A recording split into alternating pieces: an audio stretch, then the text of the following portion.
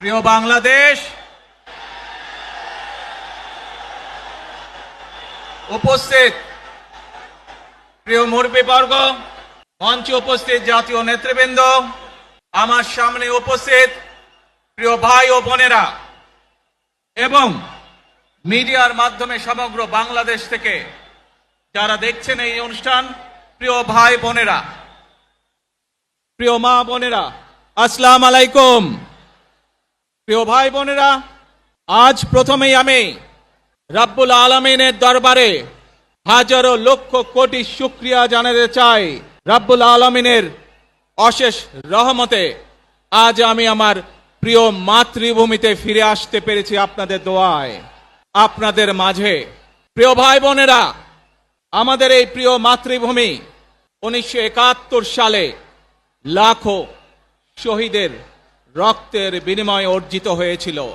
ঠিক একইভাবে 75-এ আবার 7ই নভেম্বর আধিপত্যবাদীদের হাত থেকে রক্ষার জন্য সেদিন সিপাহী জনতার বিপ্লবের মাধ্যমে আধিপত্যবাদের হাত থেকে দেশকে রক্ষা করা হয়েছিল। একইভাবে পরবর্তীতে 90-এ স্বৈরাচারের বিরুদ্ধে এদেশের জনগণ, এদেশের খেটে খাওয়া মানুষ তাদের গণতান্ত্রিক অধিকারকে ছিনিয়ে এনেছিল, কিন্তু তারপরেও ষড়যন্ত্রকারীদের ষড়যন্ত্র থেমে থাকেনি। আমরা তারপর দেখেছি 2024 সালে, 71 সালে এই দেশের মানুষ যেমন স্বাধীনতা অর্জন করেছিল, 2024 সালে এদেশের ছাত্র জনতা সহ সর্বস্তরের মানুষ, কৃষক, শ্রমিক, গৃহবধূ, নারী, পুরুষ, মাদ্রাসার ছাত্র সহ দলমত নির্বিশেষে, শ্রেণী পেশা নির্বিশেষে সকল মানুষ সেদিন 2024 সালের 5ই আগস্ট এই দেশের স্বাধীনতা এবং সার্বভৌমত্বকে রক্ষা করেছিল।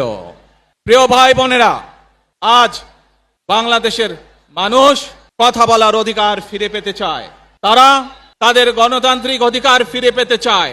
বাংলাদেশের মানুষ চায় তারা তাদের যোগ্যতা অনুযায়ী ন্যায্য অধিকার পাবে। প্রিয় ভাই বোনেরা, আজ আমাদের সময় এসেছে সকলে মিলে দেশ গড়ার। এই দেশে যেমন পাহাড়ের মানুষ আছে, এই দেশে একইভাবে সমতলের মানুষ আছে।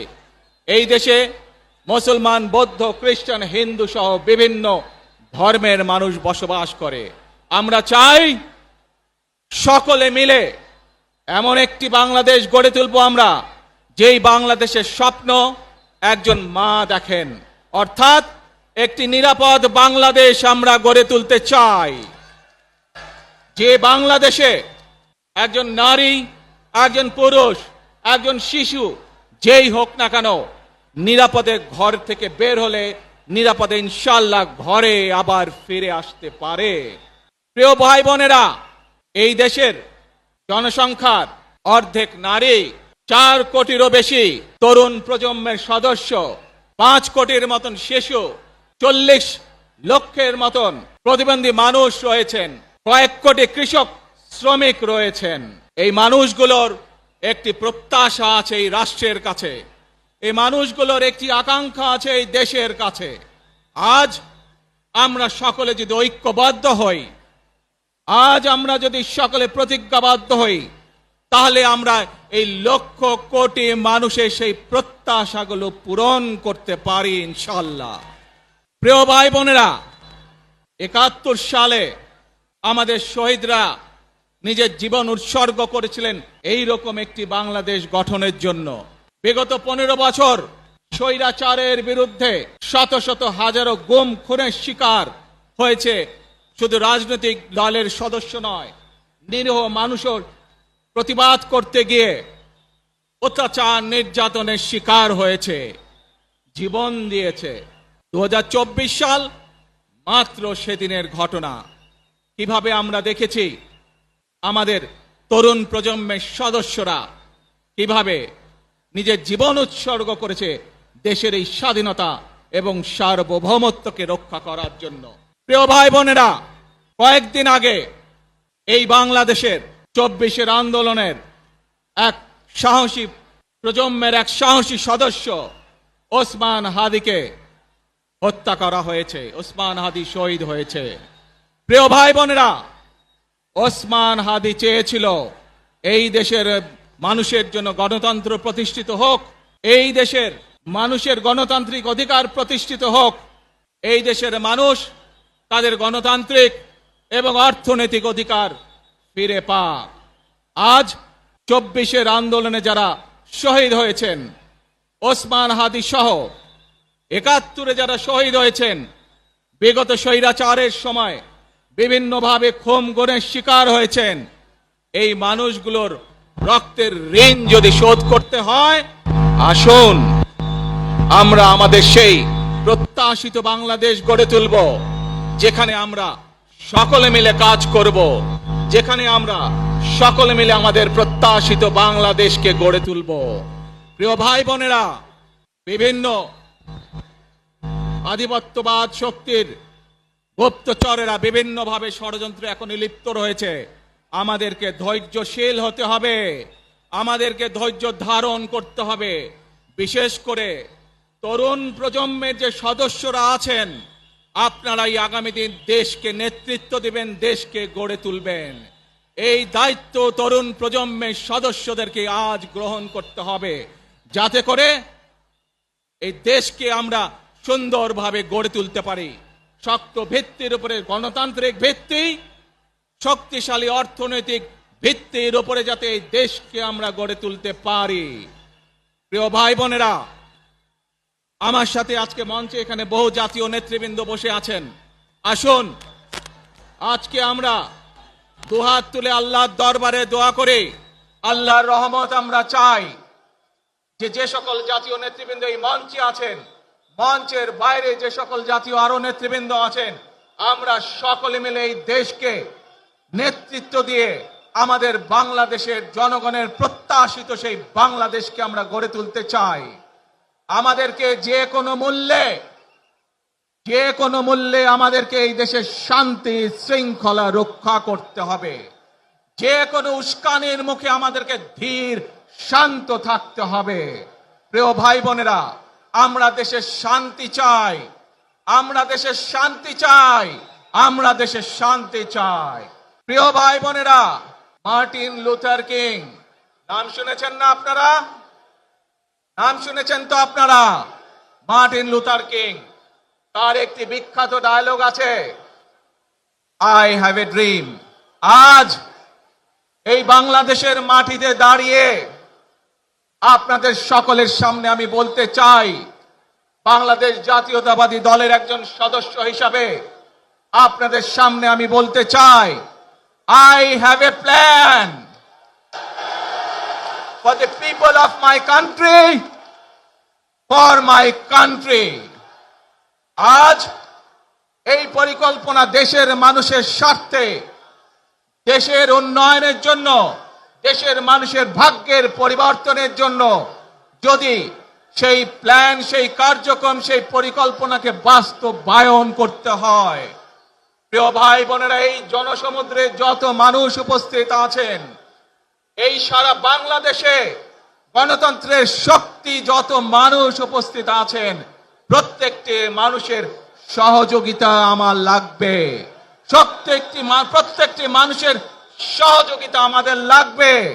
আপনারা যদি আমাদের পাশে থাকেন, আপনারা যদি আমাদেরকে সহযোগিতা করেন, ইনশাআল্লাহ আমরা আই হ্যাভ এ প্ল্যান বাস্তবায়ন করতে সক্ষম হব।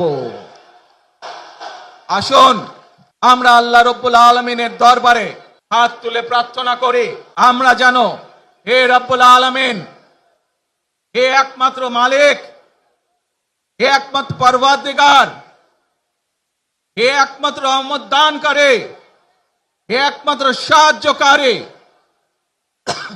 আজ আপনি যদি আমাদেরকে রহমত দেন, তাহলে আমরা এই দেশের মানুষ কঠোর পরিশ্রম করার মাধ্যমে আমাদের প্রত্যাশিত বাংলাদেশকে গড়ে তুলতে পারবো।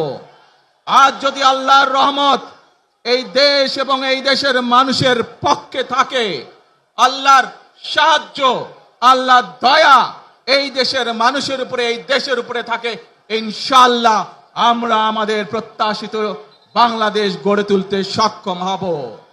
প্রিয় ভাই বোনেরা, আজ আসুন আমরা সকলে মিলে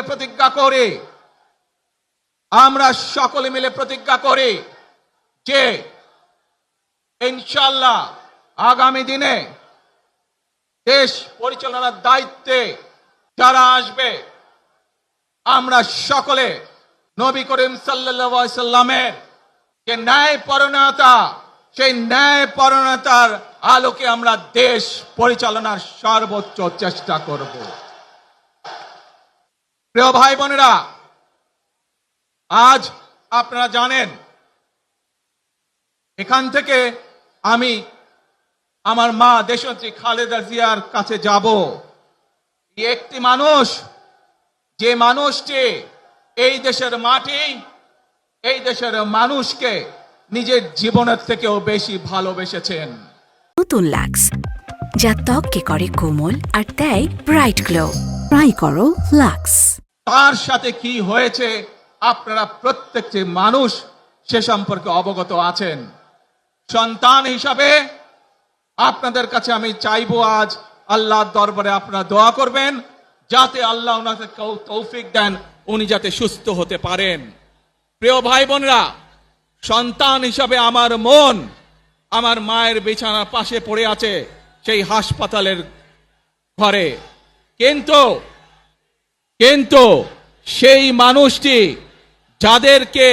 যাদের জন্য জীবনকে উৎসর্গ করেছে, অর্থাৎ আপনারা এই মানুষগুলোকে, যাদের জন্য দেশনেত্রী খালেদা জিয়া জীবন উৎসর্গ করেছেন নিজের জীবন, সেই মানুষগুলোকে আমি কোনোভাবেই ফেলে যেতে পারি না। এবং সেজন্যই আজ হাসপাতালে যাবার আগে আপনাদের প্রতি সহ টেলিভিশনগুলোর মাধ্যমে যারা সমগ্র বাংলাদেশে আমাকে দেখছেন, আপনাদের সকলের কাছে কৃতজ্ঞতা প্রকাশ করার জন্য আজ আমি এখানে দাঁড়িয়েছি আপনাদের সামনে। প্রিয় ভাই বোনেরা, আসুন আমাদেরকে আজকে নিশ্চিত করতে হবে, আমরা যে ধর্মের মানুষ হই, আমরা যে শ্রেণীর মানুষ হই, আমরা যে দলেরই রাজনৈতিক দলের সদস্য হই অথবা একজন নির্দলীয় ব্যক্তি হই, আমাদেরকে নিশ্চিত করতে হবে যে কোনো মূল্যে আমরা আমাদের এই দেশের শান্তি শৃঙ্খলাকে ধরে রাখতে হবে। যে কোনো মূল্যে যে কোনো বিশৃঙ্খলাকে পরিত্যাগ করতে হবে। যে কোনো মূল্যে আমাদেরকে নিশ্চিত করতে হবে যাতে মানুষ নিরাপদ থাকতে পারে। শিশু হোক, নারী হোক, পুরুষ হোক, যে কোনো বয়স, যে কোনো শ্রেণী, যে কোনো পেশা, যে কোনো ধর্মের মানুষ যেন নিরাপদ থাকে, এই হোক আমাদের চাওয়া আজকে। প্রিয় ভাই বোনেরা, আসুন প্রিয় ভাই বোনেরা, সবাই মিলে আজ আমরা প্রতিজ্ঞাবদ্ধ হই, সবাই মিলে করব কাজ। জোরে আরো, সবাই মিলে করব কাজ, করব মোদের বাংলাদেশ। ইনশাআল্লাহ আপনাদের সকলের কাছে দোয়া আছে, আবারও সকলকে যে কোনো মূল্যে দেশে শান্তি শৃঙ্খলা রক্ষার আহ্বান জানিয়ে যে কোনো বিশৃঙ্খলাকে পরিহার করে ধৈর্যের সাথে মোকাবেলা করার আহ্বান জানিয়ে আমার বক্তব্য শেষ করছি। আবারও আপনাদের কাছে কৃতজ্ঞতা প্রকাশ করছি আজকে আমাকে এইভাবে বরণ করে নেওয়ার জন্য। আল্লাহ হাফেজ। বাংলাদেশ জিন্দাবাদ, বাংলাদেশ জাতীয়তাবাদী দল জিন্দাবাদ। আসসালামু আলাইকুম।